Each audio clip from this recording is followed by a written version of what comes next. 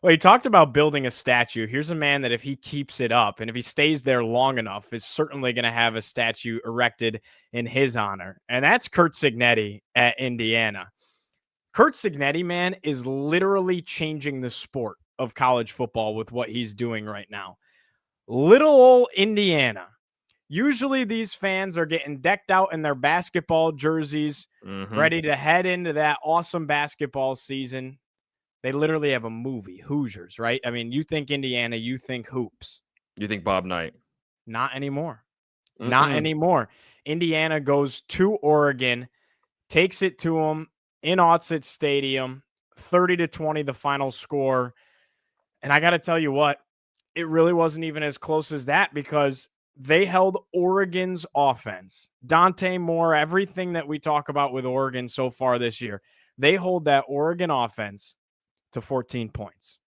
Fernando Mendoza throws a pick six, and that's why this game was even close to begin with. Really, really impressed with Indiana. And we doubted him again, man. We have to stop doubting Curt Cignetti. We doubted him again. We said it'd be close at least. We gave him that much respect. We said they'd cover. We said they'd cover, but we thought Oregon would win the game. Yes, we did. Indiana won the game by 10 and should have won by more. Yes, they did. Curt Cignetti is the best thing to happen to Bloomington, Indiana since Victor Oladipo walked through those doors. Like, it is insane. AP poll this morning, Indiana's ranked number 3 in the country. Oh my gosh. And we thought last 2007, man? Dude, like, we thought last year like that is crazy. Like Kansas at number 2 in 2007. Like, we thought this was an aberration last year when they were in the top 5. And Gio, I feel like the narrative around Indiana is now one of respect and recognition, especially after this start to the year and especially this game against Oregon. I know people are going to look at last year, oh, they went to Ohio State and lost, and then they went to Notre Dame and lost.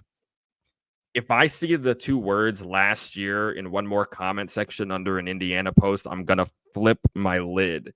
Because this is not last year's Indiana team. Because Mendoza is better than Rourke was. 1,000%. The thing that stands out to me the most, Gio, and I'm sure this stood out to you too. You finally got the chance to watch some college football this weekend up on the couch, so God bless you for that. No, I didn't. I was at Colgate. Oh my God, that's right. That's right. But between the games, I was watching college football. Listened my whole ride home, and then I spent my Sunday morning. I woke up bright and early on my Sunday morning after falling asleep to Arizona State, getting the brakes beaten off of them by Utah, which we'll discuss. I spent my Sunday morning catching up a little bit on that I have missed with some condensed games. Continue, my friend. What stood out to me on TV, I'm sure it stood out to you too. Indiana's defensive front is legit. Oregon's offensive line is no joke. It never has been. Even when they had Cristobal, even when they had Kelly, these guys are offensive line factories. I mean, look at the amount of first-round picks they've put in the NFL. Like the top-tier offense. The best right tackle in the NFL, he went to Oregon. The first right tackle selected in the 2025 draft, he went to Oregon. Like, these guys are legit. They're huge. And this current Oregon offensive line has 2 first-round picks on it. Indiana crushed them. Whipped them up front. I mean, Oregon has run buck wild over the likes of Penn State. I know the Oklahoma State game was a total disaster. I get that. But think about what this rushing offense did in Happy Valley on the road versus what they just did at home. In a whiteout, mind you? Exactly. Versus what just happened at home against little old Indiana.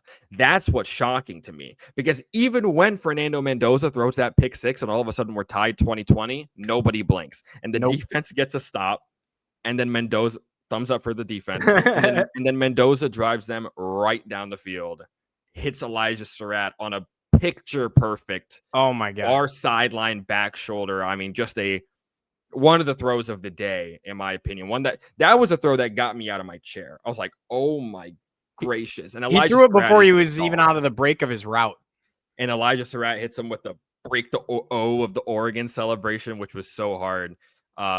this team is legit, and it's not just their offense. I think last year that was the case, and even this year they win a game 63-10, and we're like, oh my God, Signetti's offense. No, man, this defensive front has been the difference in these games. They are not letting anybody move the football on them. Yeah. Like, yes, they scored 63 against Illinois, but they also held them to 10. Yeah. Yes, they scored 30 against Oregon, but they also, to your point, held the offense to 13. Only one touchdown, and that was on a busted coverage deep shot. It was like, credit to Dante Moore.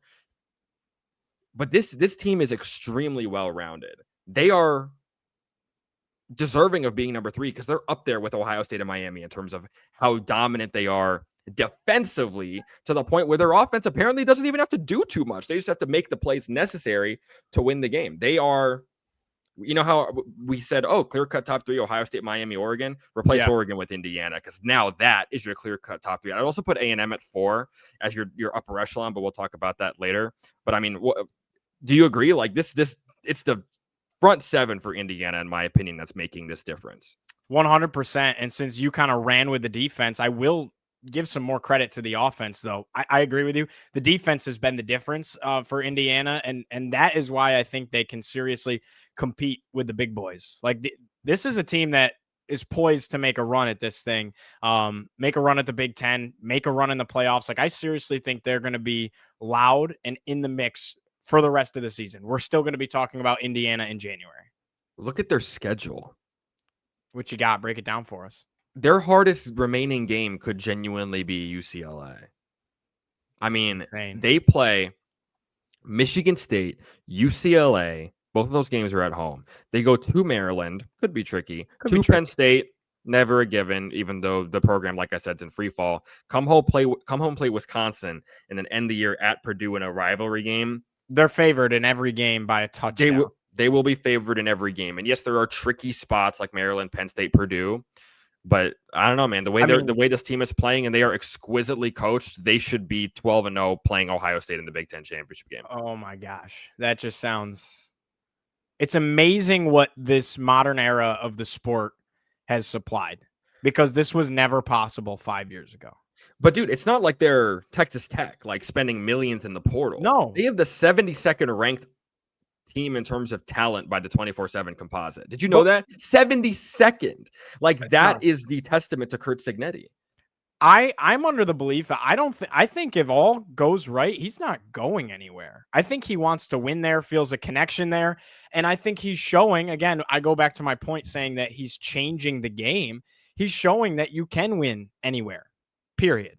This would have been on a short list of worst jobs to take in the country. Yeah. Like Indiana, Syracuse, Duke, like, yuck, right? Yeah. Rutgers. There's a short list, right? And this is one of those jobs. And look what he's doing with it. It's an F-tier job. We'll call it how it is. It's an F-tier job. And he didn't have to go to Indiana coming out of James Madison. Like, he was obviously a coveted offensive mind. It's not like he was taking the Alabama job by any means, but like, crazy that he rolled the dice on himself, left Alabama after being on that 2011 staff, left Alabama to go be a head coach in D2 because he wanted to be a head coach. And now you're reaping the benefits of it, because he could stay, or a big boy could come calling and he could take a big boy job. Again, it's going to be a ridiculous coaching carousel this offseason, but he deserves a ton of credit, man, because, and again, they haven't gone buck wild in the portal, but look at who they've brought in, even dating back to last year.